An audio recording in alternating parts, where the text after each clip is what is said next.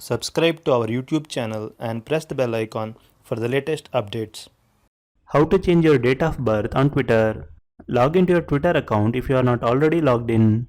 Click on the Profile tab in the left sidebar. Click on the Edit Profile button. Scroll down. In the birth date section, click on the Edit link. Click on Edit again to continue. Make the necessary changes.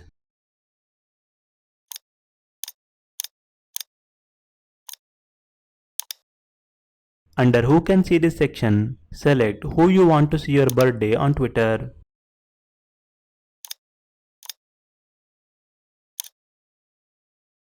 Click Save to apply the changes. Click Confirm.